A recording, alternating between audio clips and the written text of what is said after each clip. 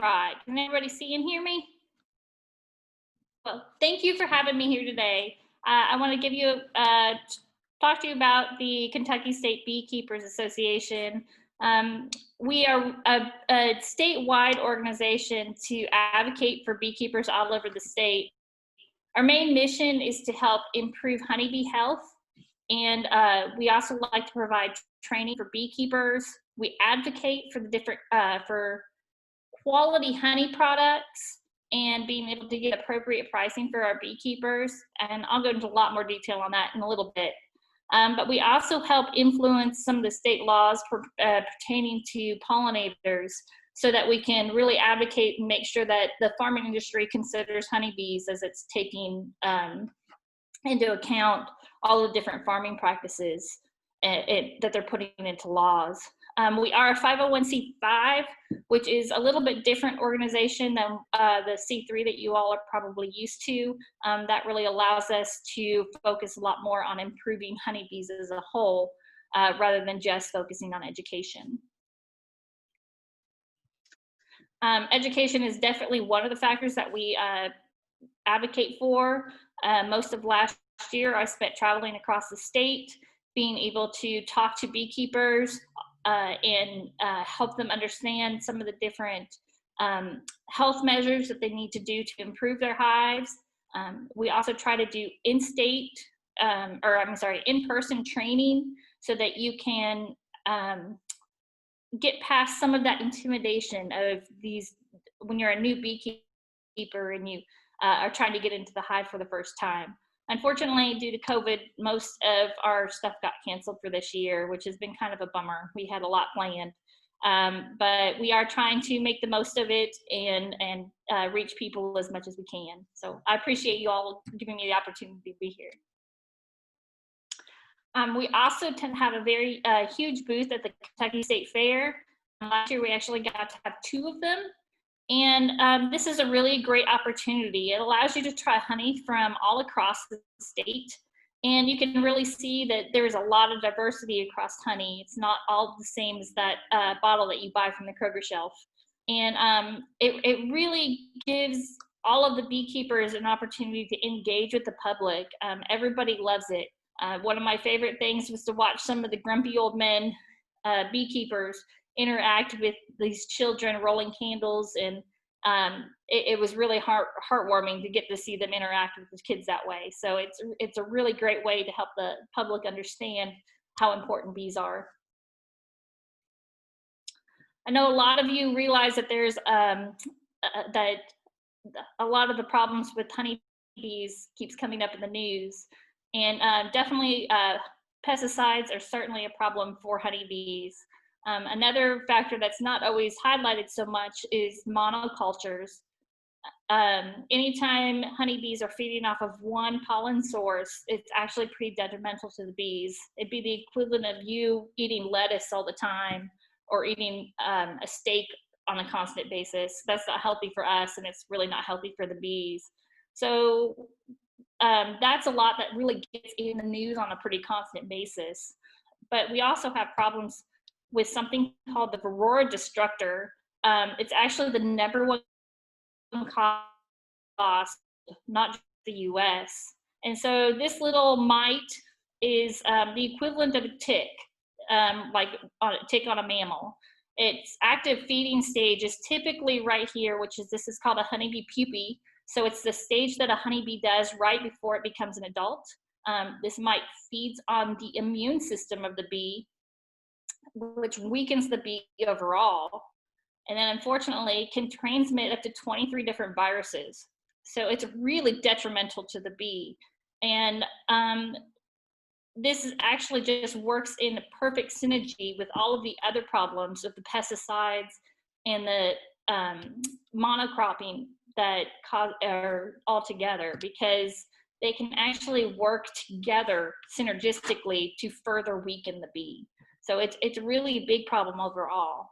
And if you need a size perspective, the Varroa mite would be almost the size of a dinner plate on a human. So it's very devastating for these bees. And that's part of what the Kentucky State Beekeepers help to new beekeepers to understand, is that honeybees really are livestock. So they have to be managed, they have to be kept up with. And one of the major things that have to be kept up with is this varroa mite. There is some reluctancy though, because one of the easiest ways to treat for varroa mites is to use chemicals. All of them are approved for honeybees, so they are approved for different food products. Some of them are comprised of like thyme oil and mineral oil, so they have more of a natural aspect to them, but they still a lot of beekeepers are wanting to go with a more natural route because it's a food product, and they don't actually always understand that the more natural route for combating this varroa mite is a lot more maintenance. It is possible, but it's a lot of work to be able to control that properly. To further combat some of the problems for beekeepers is that we have a lot of imported honey into the US also. Over 350 million pounds of honey comes into the US every year. And a lot of this is coming from countries like China and Argentina, and they've been adulterated. They have a lot of corn syrup in them, sometimes there's rice syrup in them, and other products. And unfortunately, the FDA has never actually defined what honey is. And without some kind of legal definition, people are able to sell honey or adulterated honey as a real product. And that causes a lot of problems for beekeepers across the US. But with the help of the Kentucky Department of Agriculture or in the Kentucky Ag Development Fund, we were able to create a new program that's called the Certified Kentucky Honey. And what this allows us to do is to really highlight that honey across the state of Kentucky, I don't know why it's doing that timer. Honey across the state of Kentucky is really like a small batch bourbon. None of it is the same depending on which hive you go to or the time of year. And that really makes Kentucky unique. No other place in the country really has the diversity that comes into Kentucky honey. And so a lot of our beekeepers feel the need to compete with some of this foreign honey, and they really don't need to. We have excellent honey, and for them to be able to market and for their consumers to know. To give you an idea of some of the different honeys here in Kentucky, we have what we call a flow. So that's anytime the plants are producing nectar. And here our spring flow is typically comprised of tree nectar. It starts off typically with your red maple, somewhere around late February, the beginning of March. And then we have some of our other trees, such as a sourwood or a black locust, that produce a very, very light honey. All of this spring honey is going to be much lighter than what you typically buy at the store. What you typically buy at the grocery store is clover honey, and this is going to be mostly tree nectar. And it's really a unique honey. It's wonderful to anytime where honey is going to really be the star. So that's going to be on a biscuit or maybe drizzled over the top of your favorite dessert. It's really a very light, fragrant, florally taste. We also have the fall honey flow, which is definitely typically a lot more flowers. Goldenrod is typically our most common fall nectar source, and it gives a much darker color to the honey and a very strong flavor. So this is perfect for anytime you want to use it in a barbecue sauce or a glaze, even in your tea, because it's going to be able to stand up against a lot of those strong flavors. So we have different producers across the state is the kind of the focus of this program. So I advocate for all of those producers, and they all have such amazing products that they are really able to help people to understand how amazing all of their different honey sources are. So this is one of our producers. and he's made a video for us. So I'm going to let you all watch this video and really get an idea of why he thinks it's such an important product, or it's so important to have the Certified Kentucky Honey Program. My name's Oak Sprout. Together with my wife Kelly and our 3 sons, Archer, Aiden, and Anson, operate Grandview Farms in Hodgenville, Kentucky. We became certified Kentucky producers in order for our customers to know that not only is our honey bottled in the state, but it's also produced in the state. Our path toward being honey producers started a long time ago. As a child, I always had a big interest in conservation, grew up on a farm, and as I got my engineering degree, I actually went into a conservation field where we do stream restoration. And through that career, I worked with a lot of biologists and ecologists, as well as environmental scientists, who deepened my appreciation for our ecosystems and all the incredible functions that they provide us with. I started off with a couple hives after a friend of mine who's been keeping bees for years talked me into it. He said that I get too bored with everything else and that I would never get bored with the honeybees. And after getting them, I absolutely fell in love with it. Every time I'm learning something, I realize there's way more that I still have to learn. And so in interest of getting pollinator habitat for our native pollinators, we installed a 3-acre pollinator plot. We did see that our honey production went up, but even more incredible is whenever we walk through our pollinator plot, we see 10 times more of our native pollinators than we do our honeybees. And since we were able to actually make a profit with our honey, we've seen this as a way that we can give back to the native pollinators. And so as we move forward, we're actually taking the proceeds that we get from selling honey to install more pollinator habitat to help out our native pollinators. If you're interested in learning more about what we do and where we're going in the future, check us out on Facebook at Grandview Farms KY. Thank you. So many of our different producers have a very strong sentiment the same way that Oaks does. They are all about being able to help the habitats and help honeybees and all of our pollinators as a whole. So it really works out nicely to be able to advocate for producing and purchasing local honey, and it really helps to market a wonderful, genuine product for the consumer. So in the end, it's really helpful to be able to look for the Certified Kentucky Honey sticker. A part of that program is we make sure that every aspect of that honey is made here in Kentucky. So that goes from all of the floral resources, the hives all have to stay here in Kentucky. It has to be bottled here in Kentucky. So it's really advocating for all of your local farmers, and it's helping to make sure that they can actually turn a profit and be able to have more honeybees. Otherwise, it would be very hard to actually even break even selling and competing with the foreign honey that is such a problem. So with that, we do have a website that you can go through and find all of our local certified honey producers. That's going to be at kybees.org or /buylocal. And you can actually find more information about beekeeping as a whole through the kybees.org website. So, last, is anybody?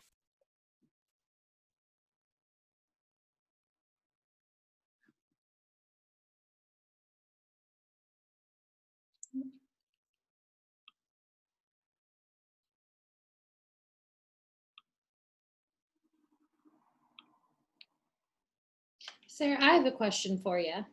Yes, ma'am. And we touched on this a little bit before we got started, but for everyone else and for me to get a little bit more in depth. So how tough is it to get started in beekeeping? And with that, I live in Germantown, so I have a good sized backyard, but I'm still very much in the city. Can they thrive somewhere like that? They can. The nice part about living in the city is that you have a lot of different floral diversity as long as you live in an area with people that really advocate for planting flowers and or allow weeds to grow. weeds are excellent resources for honeybees. Unfortunately, a lot of people feel the need to get rid of them, but they are really a wonderful source of different pollen variety. So as long as you you know that there are a lot of different flowers in your area, it is very possible to do urban beekeeping. There are a few tricks that you would want to learn across the way. Some of that is placing the front of your hive directly up next to a fence. That helps to make sure that your bees aren't harassing your neighbors. It makes them fly up and over the top of your neighbor's yard. Being respectful for pools. Honeybees love the chemicals that are in pools. They will readily go to a pool to drink their water. Really? And sometimes your neighbors may not like that very much. So there are a few tricks that you have to learn across the way to be able to do urban beekeeping, but it's certainly very possible. In fact, there are actually beehives on the roofs of downtown Louisville. Really? So yes. So it is certainly possible to keep bees there. And this might seem like a silly question, but I'm a newbie. So they leave and they come back. Is that right? They do. So your youngest bees, when they first emerge from the honeycomb, are what we call nurse bees. And so their main job is they start off taking care of the honeybee queen. So the majority of your hive is female, and there is one queen, and she mothers all of the different offspring that are in the hive. And it is the new bee's job to take care of that queen. And as they start to get older, they then start to take care of their siblings. And then their job morphs over to creating honeycomb. So they actually become wax producers. And they continue to change their task as they get older and older. They will turn to guard bees. And then your oldest bees that are in the hive are foragers. And so they will make, on average, 3 to 4 different trips out foraging, depending on their distance. And many times they will pass away out farther away from the hive. So those foragers are going to be going in and out of the hive on a fairly constant basis. And so we want to make sure that if you have some kind of urban environment, that those bees aren't harassing anybody along the way. That's pretty cool that they all kind of morph their responsibilities in the hive over time. They do, yes. Love that. Okay, we got some questions in the chat box. This is from Michelle.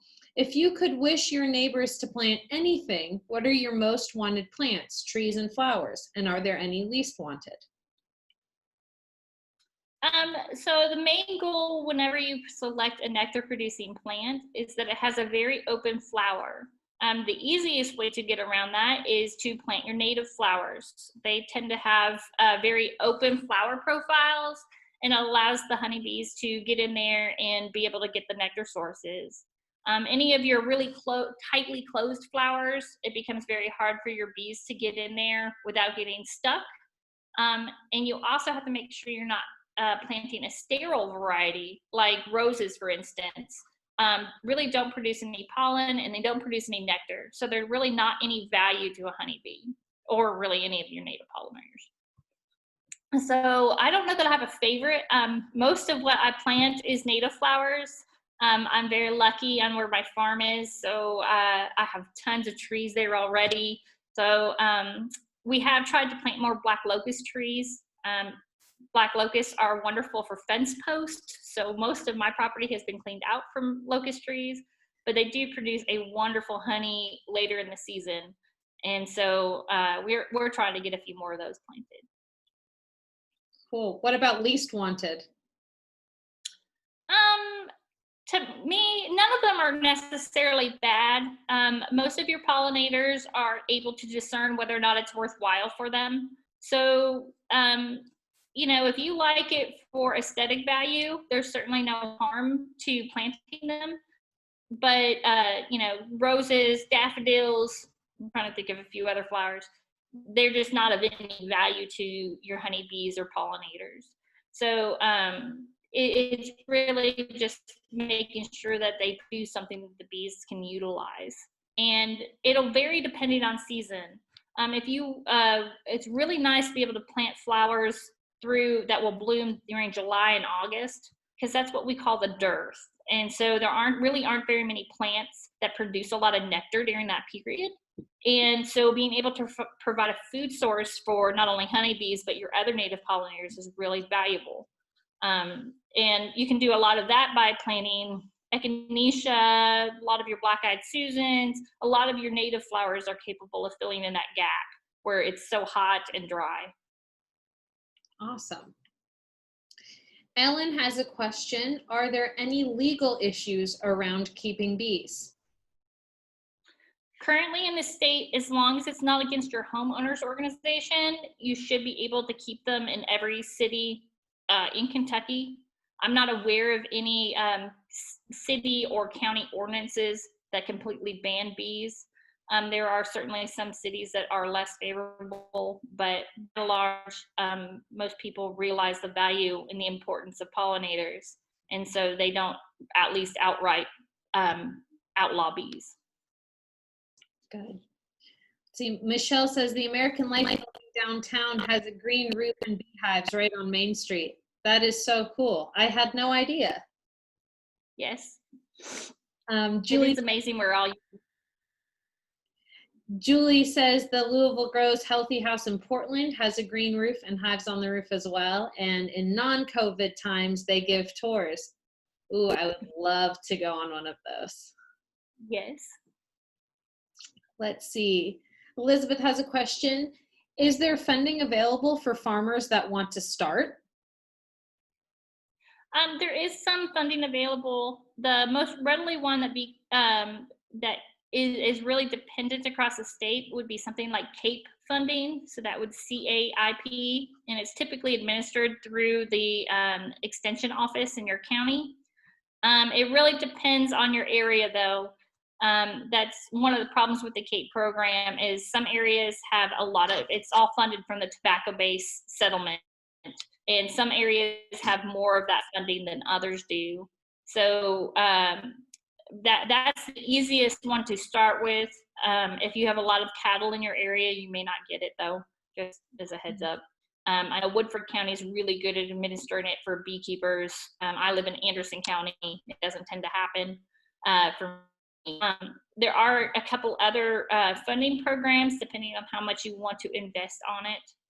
The USDA has some beginning farmer programs that you are able to utilize, and Kentucky State University has a grant program for new farmers also. Cool. We got a comment saying some bees around Ellen's house love her native mountain mint. I love the way that sounds. So mountain mint for anyone that's looking for something. Wallace asks a question, how far will bees travel to find nectar? It's a good question. They can travel, I think the average is typically around 2 miles. Sometimes they can go a little bit farther than that. Yeah, it's really quite an impressive range depending on what floral resources are available. And they're also really picky about floral resources. They can actually go to a flower and try it and know whether or not it has the highest nutrition component for what they need. And so they'll actually go through and utilize the best resource first, and then they will go through and utilize their second resources and so on. This time of year, beekeepers sometimes will supplement their honeybees with sugar water or so they're not allowed to collect that for honey purposes, right? They can't bottle that. But it does help get the bees through this dearth period where there isn't a lot of nectar sources available. And the bees actually won't utilize it if there's anything else available. They don't like it. So that's why through July and August, it's really important to be able to have a variety of plants that those bees can utilize. Got another question. Would you recommend building your own hive or buying?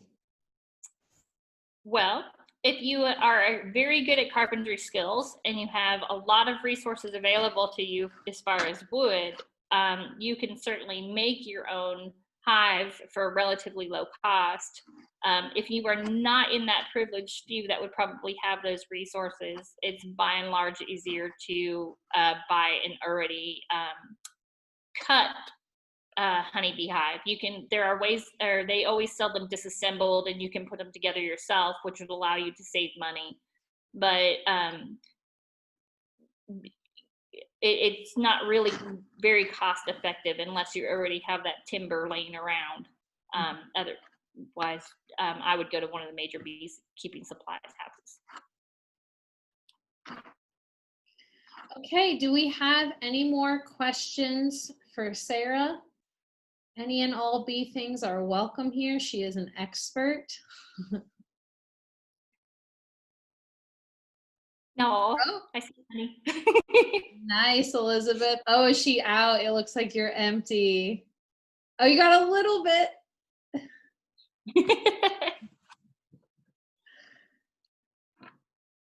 All right, last call for some questions. Okay, is the use of Roundup harmful?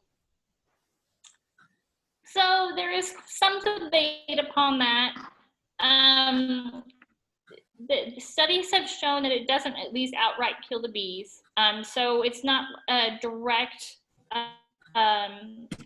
problem.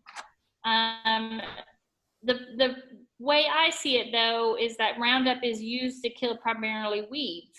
And most of those weeds are food sources for the bees. So anytime you're going through and you're spraying Roundup in areas, you're more than likely eliminating the food source. So even if it isn't a direct problem for honeybees, it's certainly a secondary problem because now they don't have the floral diversity that they need.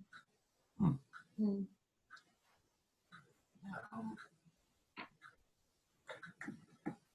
Okay, any other questions for Sarah?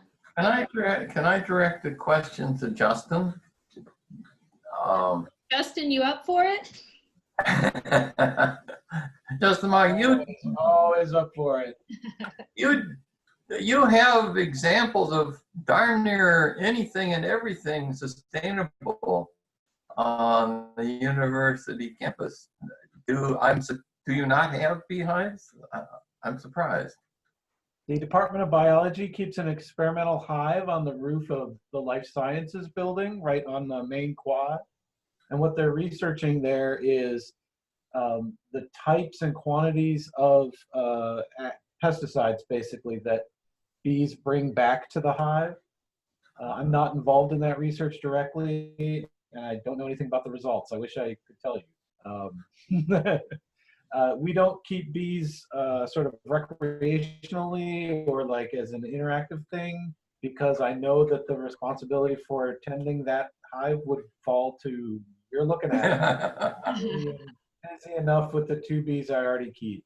Same thing with chickens and other great urban ag animals. We'd love to have them on campus, but I know who would be responsible for them as soon as those students graduated.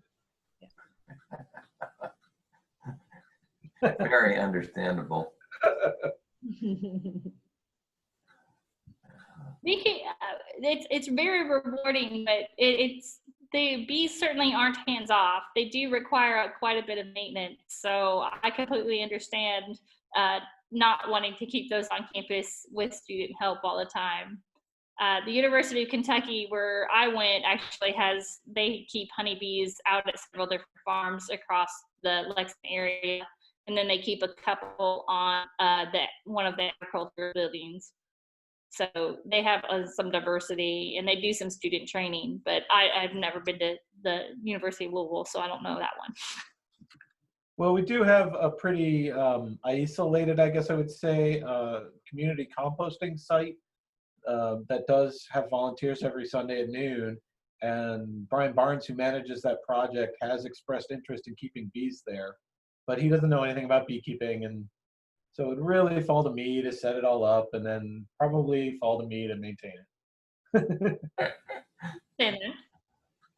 Well, Sarah, what you say it said a couple of times it takes quite a bit of maintenance to operate bees properly. What are the maintenance tasks you have to do? So I recommend getting in and looking at your bees about every 2 weeks. So that requires you light a smoker and you blow smoke into the hive, which allows the bees to start engorging on honey and makes them very passive. And then you start going through the hive one frame at a time. So there typically is either 8 or 10 frames in a box. So you pull out each one of those frames and you examine what's going on in the hive. Do they have enough honey? Are they actively making brood? So that would be babies at various different life stages. If you don't see that, then you have to question, do I have a queen? If your queen mysteriously dies for any number of reasons, the bees may not be able to easily replace her. So you've got to make sure that somebody is in there producing new offspring, and if they're not, you need to requeen that hive. You need to make sure that they are able to get enough resources. Some areas that you place bees, you think, oh, there's going to be lots of nectar sources for them, and there really isn't. So you've got to make sure that they have enough food resources. You need to make sure that different pests and diseases are under control. Varroa mite is the biggest problem amongst honeybees, but there are a few other diseases that cause problems as well. And pesticides can be a problem, particularly if they're going to the main source. A lot of your powdered pesticides look a lot like pollen. And honeybees can go and start collecting that pesticide, and they'll bring it in their hive and then kill off the whole hive. So there's certainly things for you to pay attention to outside of just being able to harvest honey. Back before the 1980s, many beekeepers could just take bees and put them in a box and leave them. They didn't have to maintain them very much. As soon as Varroa mite came into the US, it really changed and revolutionized beekeeping. So now they require a lot more maintenance. Got a couple more questions here. Okay. Is there concern that bees transfer environmental contaminants into their honey, whether through deposition on the blooms or uptake from contaminated soil? It is possible, although part of that is knowing, at least having an idea of where your honeybees are gathering their resources from. They certainly find them in the hive, but probably not in any higher quantity than what you're going to find in your drinking water. So it is possible, but it's not very likely that the honey itself is going to have a lot of problems for you. Wax does tend to have some problems to it, only because you can kind of think of wax as the lungs of the hive. So it's made to filter everything. And honeybees, for instance, if a mouse gets into the hive, the honeybees will sting the mouse and kill it. But then what do they do with their body? They can't pick it up and throw it out the door very easily, although they will try. So they will actually take wax and propolis, which is another hive product, and they will encase the mouse and make it so that everything stays away from the bees themselves. I mean, they are very extraordinary in all of their different systems that they can keep going with things and isolate themselves and stay very healthy. So that's typically when you do pesticide testing in a hive, you're taking the wax products and you're seeing what's been available over time to know how much it's been concentrated. That is really cool. Diana has a question for you. Are there good sources for beeswax? She uses it for painting and Ellen uses it for candles. Yes, so any of your local beekeepers will typically have wax available for you. You can look at the Buy Local site on the KSBA website. That's the kybees.org. And people will list whether or not they have wax available for you. We do have a couple of beekeeping supply houses here in Kentucky. One of those is Davant in Frankfort, Kentucky. Another one is is Kelly's Beekeeping Company in Clarkson. And there are a few more satellite beekeeping companies across the state. And any of them will have wax available, both in brick and typically in sheets of beeswax where you can easily like roll them into candles or use them for different methods. Awesome. When harvesting honey, can bees or larvae be in it? Does it need to be filtered? So honey always will need at least a coarse filtering. There are some people that won't filter their honey at all, but I'll be honest, that honey doesn't typically market very well. Most people don't particularly care for bee parts to be in their honey. And that's just a natural product or a natural byproduct of harvesting honey. So we recommend coarse filtering, which is something around the size of a window screen or maybe just a little bit finer. And all that does is remove the actual bee parts or anything that's floating in there. We don't want to use too fine of a filter because many people want that pollen to be in their honey. And the finer filter that you use, the more of that pollen will be removed. The one drawback, and why some beekeepers really like to ultra filter their honey, so that's where they really push it through a filter, is it allows it to last longer on a shelf. Honey will crystallize over time, and the more you strain the honey, the longer you have on for a shelf life. But for all of you not familiar, that honey, as long as it has a very low moisture content, which is below 18%, doesn't actually ever go bad.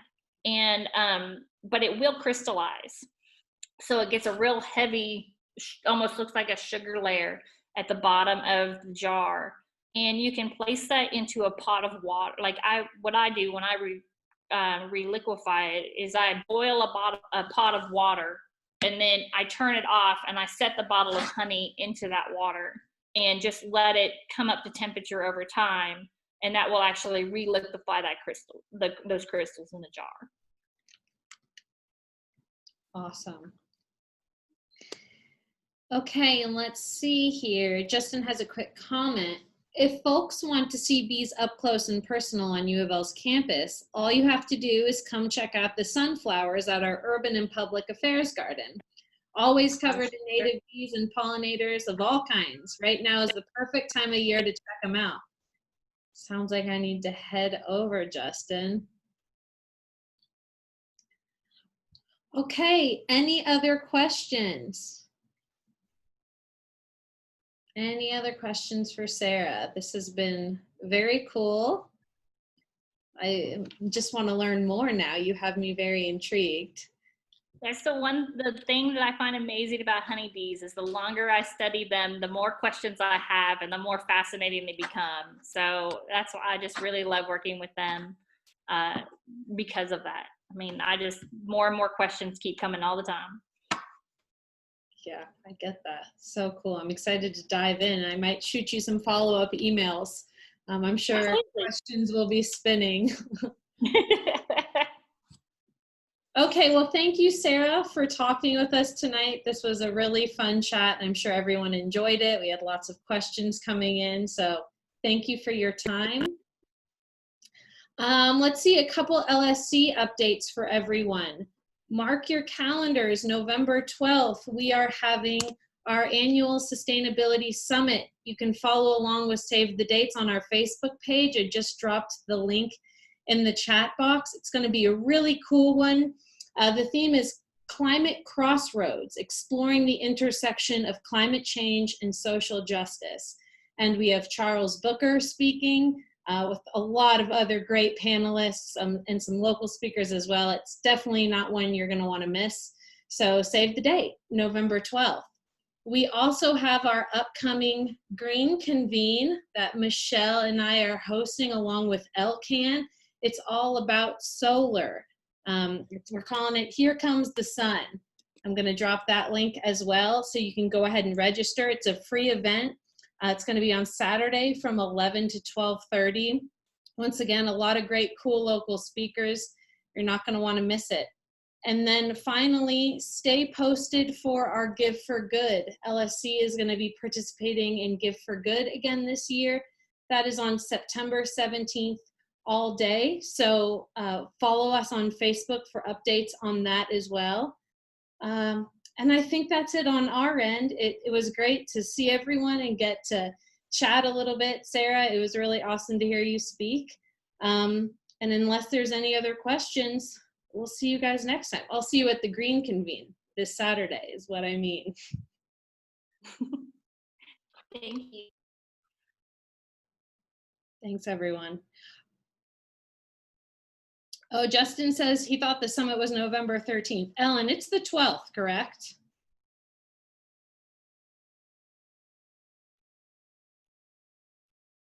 Yes, okay, it is the 12th. Is there any information online? I'm not finding it on the Facebook. We are just about to release a save the date, so be on the lookout for that. You rock. Thank you. Okay, everyone. It'll Have also it'll be virtual in case that isn't clear. You know, we're Yeah. not gonna have no in-person events. Yes, thank you for that clarification. At this point, I just assume everything's virtual, but it is good to clarify. Yes, for virtual. These are not virtual. Okay. All right. All right, Thank everyone. you, Thank you, guys. Sarah. Thank Thanks you. again, Sarah. Thank you, guys.